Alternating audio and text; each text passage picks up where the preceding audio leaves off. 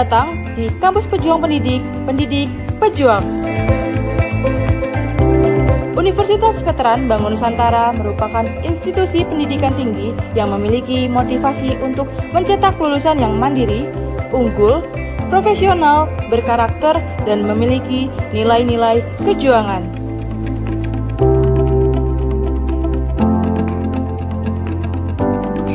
Saya Rektor Universitas Veteran Bank Nusantara, Profesor Dr. Farida Nugrahani, Magister Humaniora.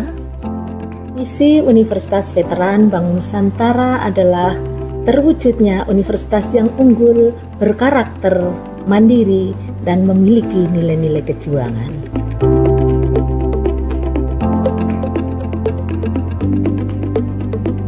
Univet bisa, Univet jaya, Univet unggul luar biasa.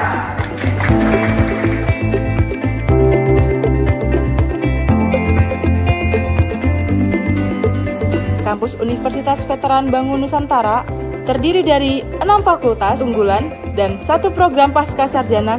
Univet Bantara memiliki peringkat ke-97 antar perguruan tinggi se-Indonesia, dilansir melalui website EduRank.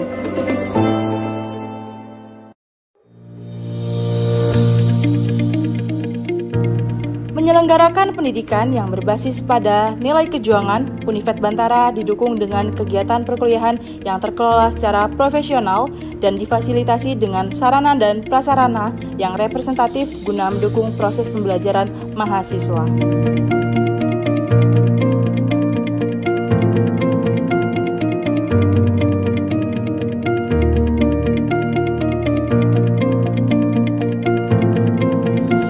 Univet Bantara secara intens melaksanakan penelitian guna menunjang pengembangan iptek dan sosial budaya sekaligus sebagai wadah untuk memberikan kompetensi serta keahlian khusus untuk mahasiswa dalam menyongsong masa depan yang penuh dengan tantangan.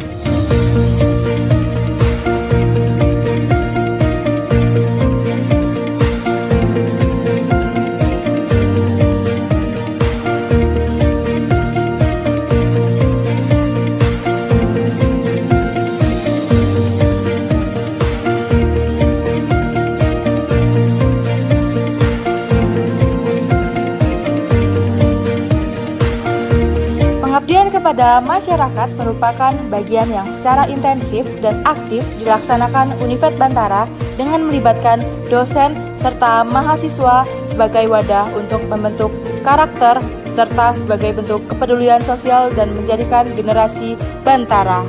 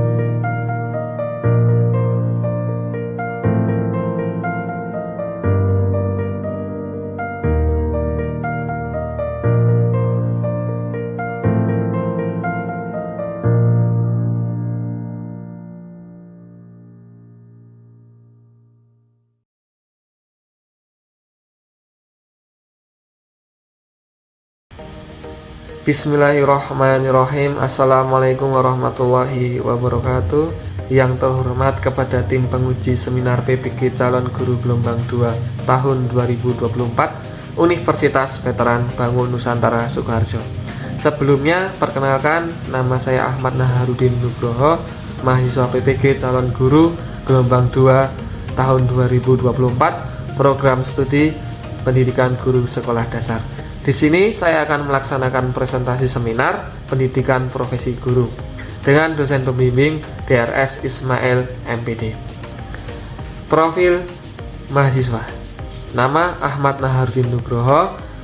Tempat tanggal lahir Sukoharjo 1 September 1999 dengan NIM 2422520002. Kelas PGSD 1 PPG calon guru. Alamat email ahmad01nahar@gmail.com. Domisili Sukoharjo. Di sini saya akan mempresentasikan beberapa topik bahasan. Topik bahasan yang pertama identifikasi diri, yang kedua pengalaman belajar, yang ketiga pembelajaran bermakna, yang keempat desain inovasi dan artefak, yang kelima refleksi sebelum dan setelah mengikuti PPG, yang keenam yang terakhir ialah rencana tindak lanjut. Untuk yang pertama, identifikasi diri. Di sini ada dua visi yang akan saya sampaikan. Yang visi yang pertama, visi untuk pendidikan di Indonesia, dan visi yang kedua, visi sebagai guru. Untuk visi yang pertama, visi untuk pendidikan di Indonesia, sebagai seorang pendidik, saya tentunya bercita-cita membentuk karakter atau generasi Indonesia yang unggul, tentunya dalam kecerdasan, memiliki semangat belajar yang berkelanjutan, serta saya harapkan bisa semangat belajar dan beradaptasi sesuai dengan perubahan zaman, serta hidup makmur dan berakhlak mulia. Tentunya juga dapat menjunjung tinggi etika serta mewujudkan impian mereka. Di dalam impian saya ini, saya akan selalu menanamkan kepada mereka nilai-nilai budaya Indonesia yang luhur dan prinsip Pancasila, sehingga mereka siap bersaing di panggung global ataupun internasional.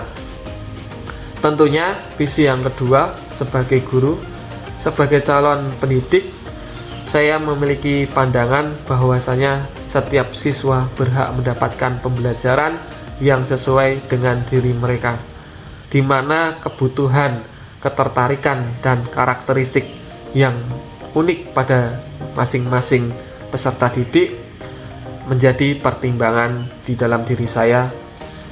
Maka dari itu saya berkeinginan untuk menciptakan lingkungan belajar yang mendukung, di mana siswa merasa aman, nyaman, serta membuat diri mereka merasa terdorong untuk terus mengembangkan diri mereka.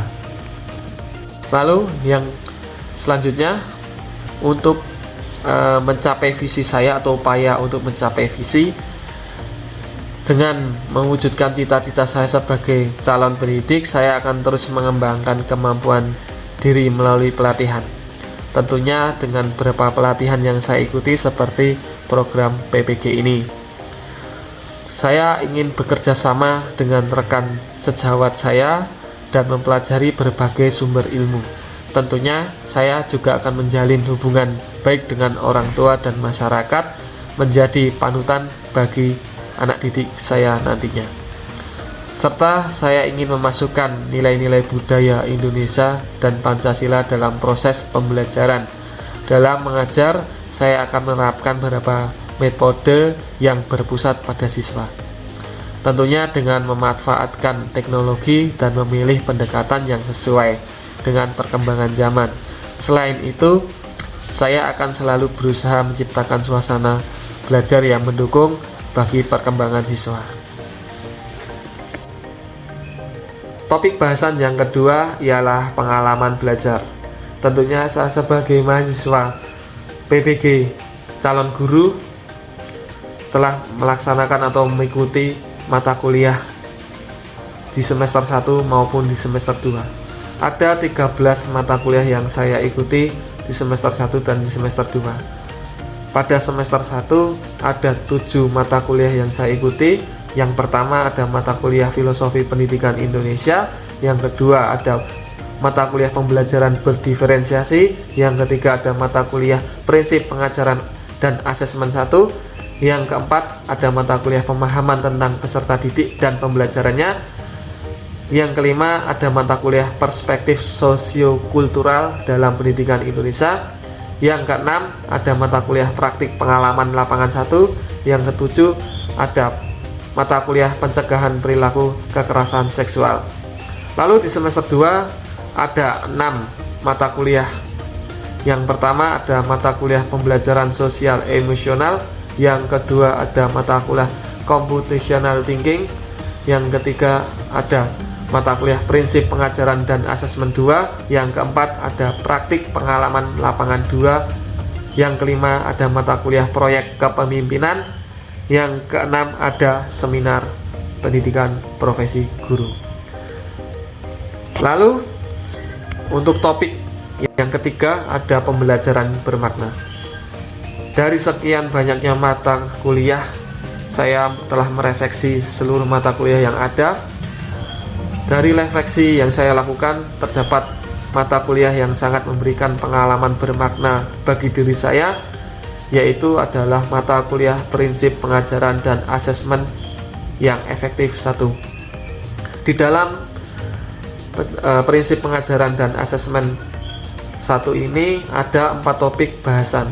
Topik yang pertama adalah prinsip understanding by design dalam perencanaan pembelajaran dan asesmen. Yang kedua ada asesmen sebagai alat untuk mengetahui kebutuhan belajar, perkembangan dan pencapaian hasil belajar peserta didik. Yang ketiga ialah telaah kesesuaian pembelajaran dan asesmen sesuai dengan pendekatan teaching at the right level. Lalu topik yang keempat ada rancangan pembelajaran dan asesmen menggunakan pendekatan culturally responsive teaching. Dari keempat topik saya memilih topik keempat, yaitu rancangan pembelajaran dan asesmen menggunakan pendekatan culturally responsive teaching. Di dalam topik keempat ini ada pendekatan culturally responsive teaching, di mana pengertiannya adalah metode pembelajaran yang peka terhadap budaya dengan menekankan pentingnya menghubungkan materi ajar dengan budaya serta pengalaman hidup dari peserta didik.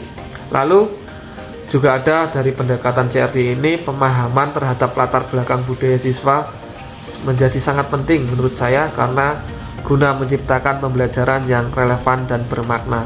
Lalu yang terakhir, dalam merancang dan melaksanakan pembelajaran serta asesmen dengan pendekatan CRT ini perlu dilakukan untuk mengoptimalkan proses belajar mengajar, tentunya dengan menghubungkan budaya dan materi dalam pembelajaran. Pembelajaran bermakna bagi saya adalah dengan menerapkan pendekatan CRT ini. Tentunya saya sebagai seorang guru harus bisa mengaitkan materi pembelajaran dengan unsur budaya sehingga siswa dapat lebih mengenal budaya mereka dan turut melestarikan tentunya budaya di daerah mereka maupun di Indonesia. Selain itu, penting nilai efektivitas pembelajaran yang menggunakan pendekatan CRT ini serta merumuskan langkah tindak lanjut berdasarkan hasil evaluasi yang telah dilakukan. Di dalam pendekatan CRT ada beberapa tahapan pendekatannya. Yang pertama ada identifikasi peserta didik, mengidentifikasi keunikan pada peserta didik, lalu ada pemahaman budaya, yang ketiga ada kolaborasi, yang keempat ada berpikir kritis untuk refleksi dan konstruksi transformatif. Pada topik bahasan yang keempat yaitu desain inovasi dan artefak.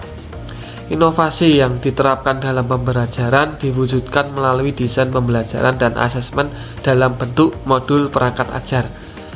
Rancangan ini kemudian diimplementasikan dalam kegiatan pembelajaran di kelas dengan mengadopsi pendekatan CRT yang bertujuan untuk menghubungkan materi pembelajaran dengan budaya ataupun kearifan lokal serta pengalaman yang dimiliki oleh siswa.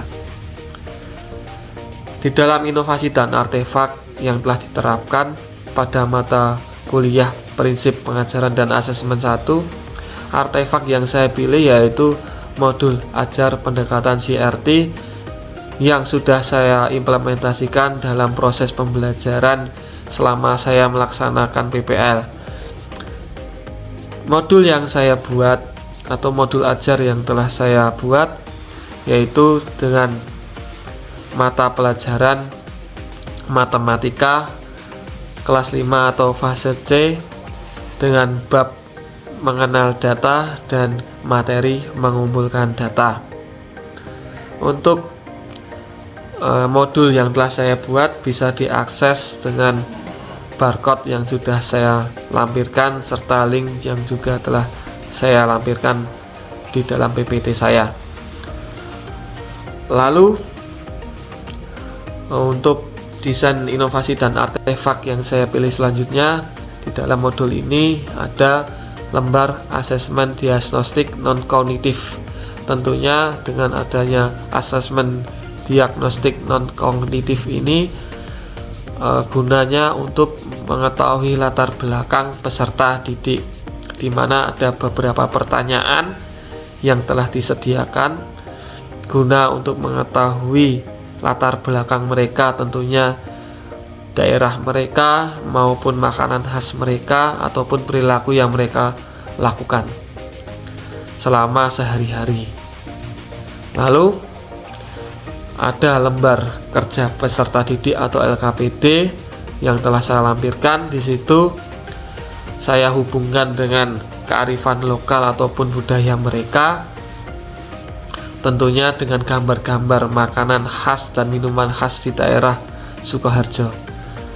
Di dalam LKPD tersebut ada gambar-gambar yang berupa gambar klepon, gambar wedang ronde, wedang asli, gempol pleret, dan sendang krasikan, di mana itu adalah makanan dan minuman yang asli dari daerah mereka. Tentunya ini bertujuan agar mereka mengenal makanan dan minuman dari daerah mereka. Lalu saya lampirkan juga ada video implementasi pembelajaran dengan pendekatan CRT ataupun video yang telah saya lakukan dalam memenuhi tugas PPL selama saya berada di SD Mulakrejo 3. Lalu desain inovasi yang selanjutnya, di situ ada scan word wall dan ada juga link untuk membuka word wall yang telah siap digunakan. Tentunya artefak yang saya pilih yaitu word wall yang saya gunakan untuk asesmen formatif. Tentunya dengan media word wall yang merupakan platform pembelajaran digital yang memungkinkan pengajar untuk membuat berbagai aktivitas interaktif seperti kuis, permainan kata, dan latihan interaktif lainnya. Untuk penerapannya dengan membagikan tautan kuis atau scan barcode kepada siswa, kemudian siswa diarahkan untuk mengerjakan kuis tersebut. Tentunya dengan word wall ini siswa bisa langsung mengetahui berapa skor yang mereka dapat setelah melakukan ataupun telah menyelesaikan tugas mereka dalam mengerjakan kuis. Lalu artefak yang selanjutnya yang saya pilih ialah artikel. Artikel ini sudah saya submit pada salah satu jurnal pendidikan yaitu jurnal Papeda. Di dalam artikel yang telah saya buat yaitu dengan judul peningkatan hasil belajar siswa, pendekatan Culturally Responsive Teaching atau CRT melalui pendidikan Pancasila di kelas 5 SD Negeri Mulakrejo 3. alasan pemilihan artefak yang bermakna tadi, yang pertama menjadi bahan untuk refleksi dan evaluasi terkait modul ajar dan asesmen yang telah saya buat. Yang kedua, memberikan kesempatan untuk dijadikan diskusi dan menilai modul ajar yang telah saya susun tadi, serta saya akan melakukan analisis mendalam terhadap kesesuaian modul ajar dengan prinsip-prinsip Culturally Responsive Teaching ataupun CRT. Lalu dalam artefak yang saya pilih juga membuka ruang untuk mengidentifikasi kekuatan dan kelemahan dalam desain pembelajaran yang telah dibuat. Tentunya memperkuat pemahaman tentang konteks budaya pada peserta didik, serta memastikan materi yang telah disampaikan itu relevan dan inklusif bagi keberagaman. Tentunya pada artefak yang saya pilih juga dapat membantu meningkatkan kemampuan saya untuk mengadaptasi strategi pembelajaran yang lebih fleksibel. Tentunya penyesuaian dengan karakteristik pada peserta didik, serta memanfaatkan teknologi sebagai alat yang mendukung pembelajaran agar lebih menarik dan efektif. Lalu yang terakhir, desain yang telah saya buat tadi atau artefak yang telah saya buat tadi bisa menjadikan saya untuk mengevaluasi tidak hanya memperbaiki dari kualitas materi ajar saja, namun juga memperkaya pendekatan pedagogik yang lebih responsif dan adaptif terhadap kebutuhan dari peserta didik itu sendiri.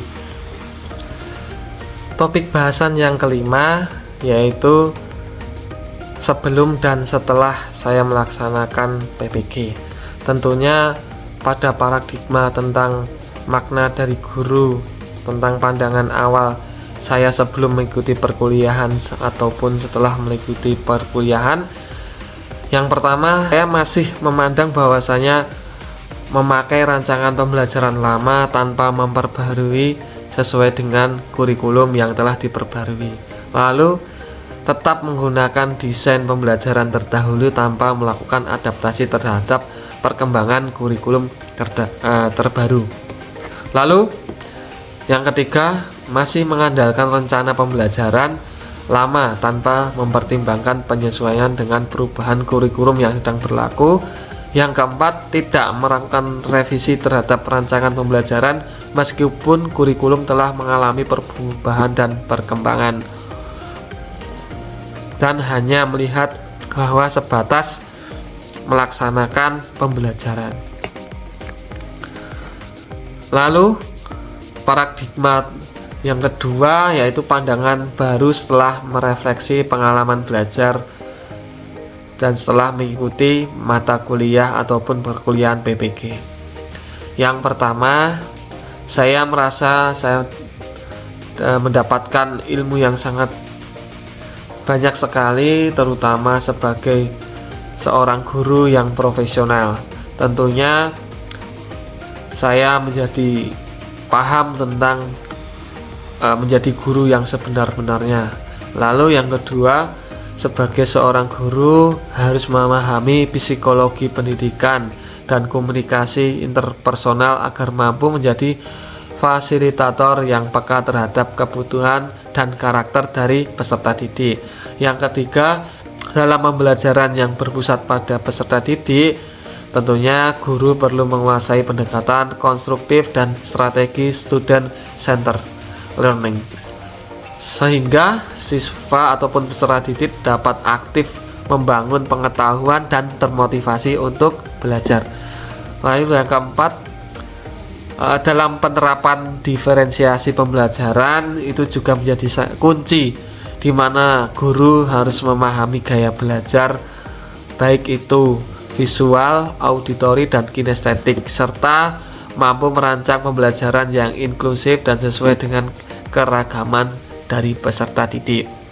Lalu saya juga memahami setelah melaksanakan PPG, guru harus mempunyai kemampuan dalam merencanakan, melaksanakan, merefleksi, dan mengevaluasi pembelajaran secara sistematis. Lalu yang ke-6, guru juga memerlukan pemahaman mendalam tentang perencanaan pembelajaran, strategi mereka mengajar, refleksi, serta profesional dan evaluasi hasil belajar yang tepat. Demikian paradigma tentang makna guru, baik sebelum dan setelah saya melaksanakan perkuliahan PPG. Lalu ada refleksi tentang pengalaman PPG. Tentunya di sini saya akan mempresentasikan dua. Yang pertama adalah pengalaman pribadi, yang kedua adalah pengalaman kolaboratif. Untuk pengalaman pribadi, bagi saya sangat terdorong untuk mengembangkan kualitas dan kompetensi di dalam diri saya, sehingga saya nantinya mampu menjalankan peran sebagai pendidik yang kreatif dan fokus pada kebutuhan dari peserta didik, dan saya dapat menyelenggarakan pembelajaran yang disesuaikan dengan kebutuhan, minat, dan gaya belajar setiap peserta didik. Lalu pada pengalaman kolaboratif, selama saya mengikuti PPG, saya mendapatkan pengalaman yang sangat berharga, di mana pengalaman itu mengajarkan betapa pentingnya kemampuan untuk bekerja sama dan berkolaborasi dengan peserta lain. Lalu di dalam kolaborasi ini sangat bermanfaat, tentunya bertujuan untuk merancang dan mengembangkan inovasi pembelajaran yang berkualitas demi mendukung terciptanya proses pembelajaran yang efektif, relevan, dan berfokus pada peningkatan kualitas dalam pendidikan. Lalu bahasan yang keenam ialah bahasan rencana tindak lanjut. Di dalam rencana tindak lanjut ini, tentunya saya sebagai seorang pendidik mempunyai langkah lanjutan setelah mengikuti seminar terkait topik yang saya paparkan tadi. Saya bertekad untuk menjalankan peran saya sebagai pendidik yang adil, responsif terhadap kebutuhan belajar setiap peserta didik. Tentunya saya memahami bahwa setiap individu ataupun peserta didik memiliki perbedaan dalam hal kesiapan, tentunya gaya belajar mereka, minat mereka, sehingga diperlukan pendekatan yang sesuai ataupun pendekatan pembelajaran yang adaptif serta berorientasi pada peserta didik, tentunya sebagai pusat proses belajar. Demikian yang bisa saya presentasikan. Terima kasih atas waktunya. Sekian, wassalamualaikum warahmatullahi wabarakatuh.